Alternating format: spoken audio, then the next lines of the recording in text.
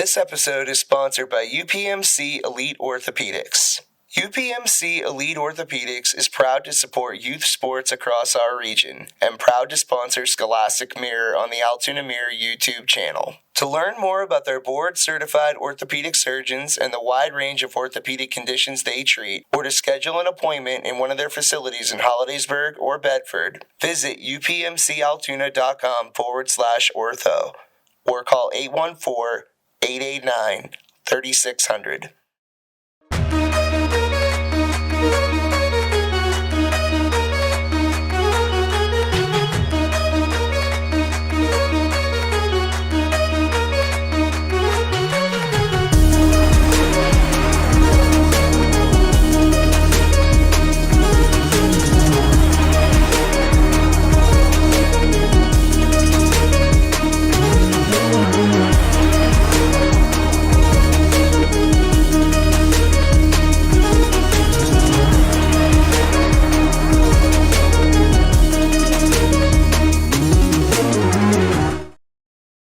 Hello again, everybody, and welcome to this 2-week period episode of Scholastic Mirror here on YouTube TV, the Altoona Mirror channel.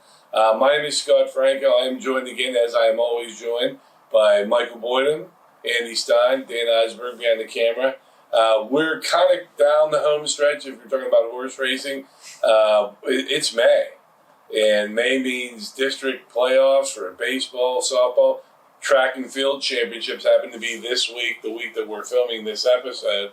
And Mike has some stuff for us because next week, Memorial Day weekend, is the Seth Gross Stadium in Shippensburg, where these kids will be going, the District 5 and the District 6 schools that we cover for track. How hectic is this going to be now this week and next week for you guys and for the track kids? Well, the track kids, especially in 3A and in District 5, it's really competitive because in 3A, it's basically just the champions, and then that's the way it is in District 5 as well, unless you reach the qualifying standard. Like a time or a jump. Or a throw, yeah. So, I mean, there have been times where I remember the District 5 track meet last year, they had a lot of burners. Ethan Black, I think his name was, from Conemaugh Township, and had some other kids there that, like, even though in the 100, he was the winner and went on to win states. There were still some other people that made it down there from District 5 because they had so many speedy guys that were able to make it. But in District 6 2A, it's a little different. 3 people make it from each event. So the people who are 3 and 4, that's where the stress and the competition comes in there. But everybody wants to win a district championship. You have some experience cheering for your son in the throwing events and everything like that. What was it like as a 3? He was a 3A. He was a 3A. It was hard because Hollidaysburg has Altoona and State College, and he could have been the best discus thrower, shot putter on his team, but it didn't matter because Altoona had a kid named Ethan Strout who was so good at it and everything. He's now doing that up at St. Francis. And it didn't matter, State College, just insert name here, and then that kid was going to be either first or second. And so it was like, there was no, like in the smaller schools, like Mike was saying everything, you see a kid do really well and finish second or third, well, he gets to go to states. And then 3A, it was you either win it or you got home, man. And that makes it tough. I got to think if you're a kid, you're thinking about that all week. You're thinking about that the week before. I'm sure they are. Yeah, not that I have much of an experience as a track athlete. I was a baseball player, but yeah, I'm sure you're thinking about that for days and weeks. Before the competition is held. So that's hard for the AAA kids. And I will say the one thing, I think I mentioned this a couple weeks ago. It's probably really nice that they're doing this over 2 days this year and not slamming it all in one day, especially the AA end. Which is it's AA and AAA. They've done the adjustment to make it try to mimic the state track so that these kids are used to that. And it also helps, like, hey, if you're running like a distance event the one day, you don't have to worry about, like, well, do I really want to try both of these? Because I don't want to tire myself out for the event I have later. So that's a helpful thing for them. As far as some of the people that we have this year, I think that obviously Josh Stolarski from Penn Cambria is somebody to keep an eye out for. He won the state championship in the 400 last year, and this year he's been putting up really nice numbers in the 200. He did just lose to Isaac Yarnell from Hollidaysburg in the 100, but Yarnell obviously will be competing in 3A. Who knows what he's going to run into with State College. He's been dealing with a little bit of a hamstring injury. And then some other people to look out for. The Central Cambria 3200 team still has the two Sheehan's. They were on the state championship team last year on that relay. Randy Wilson always has that team ready. You've seen how Central Cambria has done well out there for years. Yeah, because Hollidaysburg would always go up against them, and their cross-country runners seamlessly transition right into track. I don't know if they hibernate during the winter season, but as soon as track starts in the spring, they're winning stuff again. But I know some of the names you're going to bring, the jumps, the Hollidaysburg, the Delatre boy, I say the Delatre boy, Caden Delatre, and I wanted to ask the Altoona kid, the hurdler, Xavier Williams. He's doing the hurdles, the 110. He's been good at that, and he gives Delatre some competition in the long jump and everything. Gaten Delatre, what a season for him! What an overall year for him. He had great numbers as a receiver in football, and then we have he set the 2 records at the Laurel Highlands meet the other day. Impressive stuff from him, and he keeps breaking his own school records. So he'll be somebody to watch for. Braun Mosley. Mosley has thrown the shot put. That was Andy's. I was going to say, he was 15 feet above everybody else. 57-3. Yeah. Didn't we accidentally have it 507, which I wouldn't put it past the guy right now. That's how in the zone he is. I want to see how that matches up at States. Yeah. Just because he's throwing 57-3 around here. His name in our track or a honor roll, the Mirror track honor roll that Buck Frank does for us.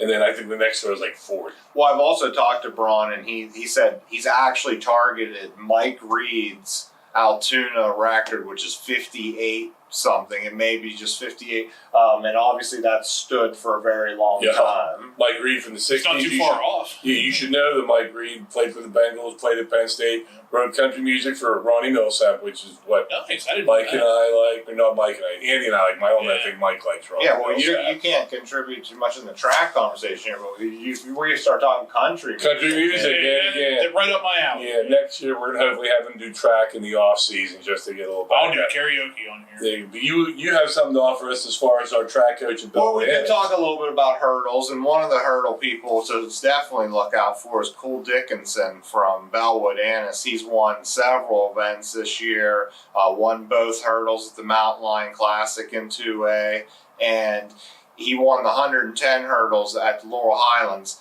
Hunter Shawley did a really good job at Bellwood before Cole, and we talked to Nick Loveridge, how do you find these hurdlers? How do you know what to look for? And when a kid comes out for the track team, how do they end up finding their spot? So you guys have had a lot of success with your male hurdles lately with Shawley and Dickinson. Why has that been at Bellwood? You guys have had that success? We've been pretty lucky. A lot of times you have to have a good coach in that area, and we have Rick Kensinger, who was a former hurdler for us. He coaches football, so he's been around the kids a lot. He helps out with that, and he does a really good job with those kids, and trying to get them the great technique that they have. And our kids are all fighters, which helps them, especially in the 300 hurdles, that they're able to push themselves through a little bit to that ending and get those good times. When you have athletes that join the track and field team, you've been a coach for a long time with this. How do you figure out what kids should run what events? So being a phys ed teacher, I see the kids all the time, in class. So that kind of helps me a little bit. I see who has some springs to them and who's got good speed. And, normally whenever track season starts, we let the kids kind of pick where they want to go, and then we kind of tailor it, see where they're going with how they're doing in those events, and then maybe move them if we have to. With Cole, we knew long legs came off from the baseball team, Had good speed. We knew he'd be a good hurdler. Just the body makeup he has, gives him that good ability to be a good hurdler. All right, thanks, Coach. And then we wish good luck to all the District 6 and District 5 kids that have the track competitions coming up. Now we're going to do our segment, Jumping Off the Page. I know Mike has one, and he has one. Mine real quick. Just jumping off the page, and I was looking at the track honor the other day. Bodie Leo from Portage.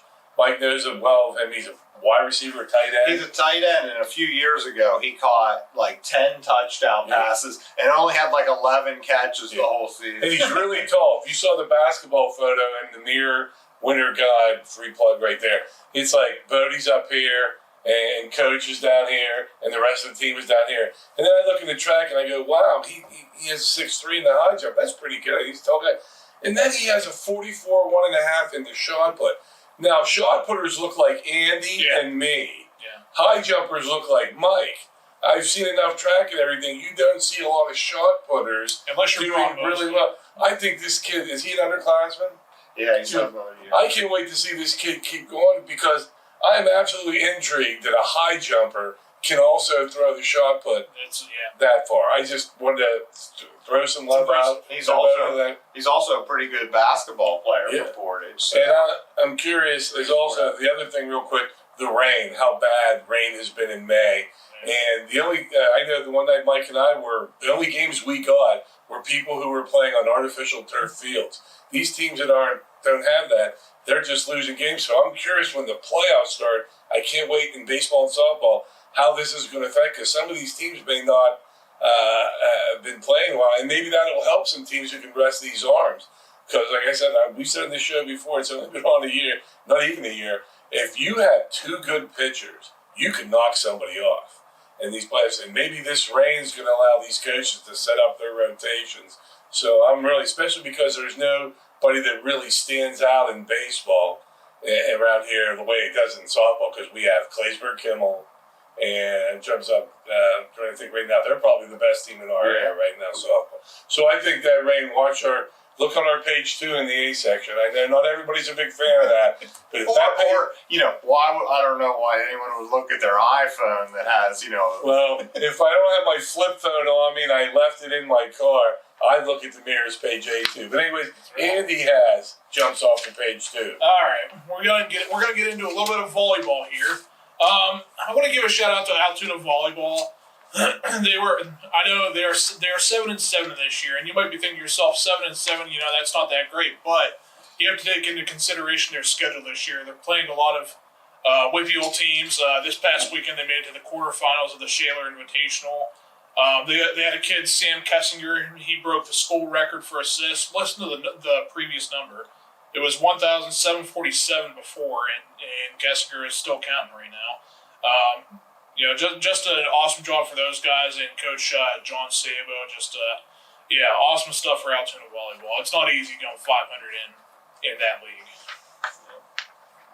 Do we have any Yes. So when I wanted to talk this week about how when I look at the schedule coming up, there's the ICC baseball and softball playoffs. There's the Laurel Highlands playoffs in many different sports, and I think that's something that's a little bit new, and I think it's kind of cool. Like the leagues, as they have grown and gotten more teams, they've decided not to just do championship games, but they're now having semifinal games in some of these leagues, and I think that's really interesting, especially the softball in the ICC. You had Claysburg Kimmel against Myersdale in one semifinal, and Everett against West Branch in the other semifinal.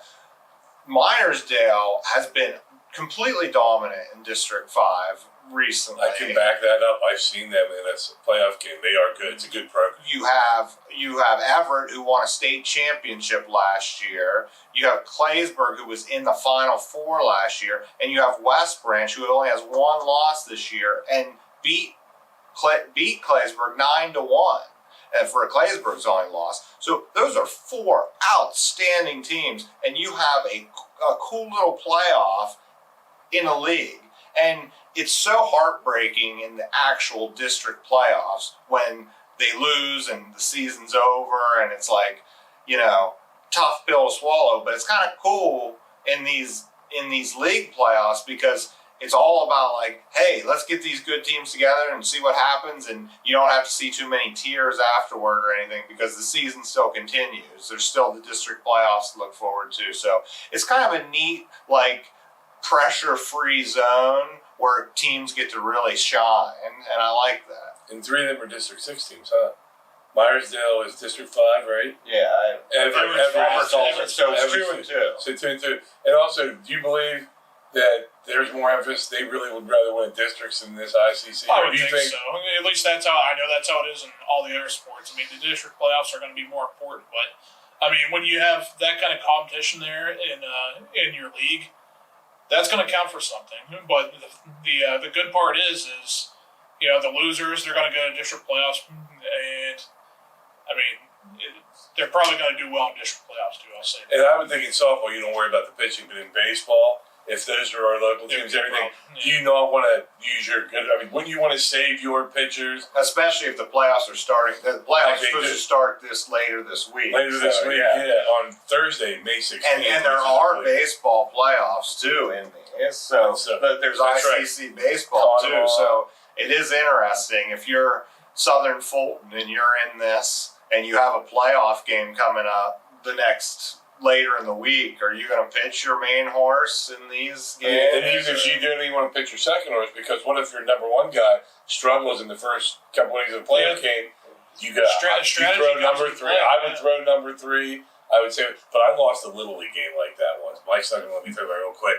I tried to save my one pitcher in a Little League game, and by the time I brought him in, we were already behind. Yeah, and that kid was my son, and I never forgave myself. Anyway. Strategy comes into play in baseball a little more. In softball, you're going to pretty much have your same pitcher every game. But baseball, there's a little bit more strategy to it. Didn't you keep tabs on a girl in a game once she had like 107 pitches or something? It was 175. 175, and her arm was as strong. And she had pitched the day before. And if Mike had a baseball player, Mike would be like, "Can I just interview your arm? It's over on the table right now, getting treatment while the guy's over talking to the." You know what? Since we're talking about this, I just want to say, everyone talks about all these pitching injuries in baseball. And if you want a radical idea of how we could stop pitching injuries, just throw underhand. And I know everyone's going to be like, oh, I can't imagine Paul Skeens throwing underhand. Well, I'm sorry. If you don't want them to get hurt, if you had every major league pitcher throw underhand and learn how to do that like softball players do, that's a natural motion. You would have so many less. Could you do that with the baseball? Would you have to increase the baseball size? We are in groundbreaking territory right now. I know that Eli Muthler's dad wrote to us and said, he goes, we always have something interesting to talk about. We didn't even know we were going to talk about this. Muthler. It's Muthler. Ephus pitch every pitch. I dare you to hit it. Well, it's late night here at the Mirror office building, so we're going to end on that note. For Andy Stein, for Mike Boyden, for Dan Eisenberg behind the camera who's checking his phone right now to see if there's any Nielsen ratings on our show right now on the internet. I'm Scott Franco. Thanks for watching. We'll see you next time.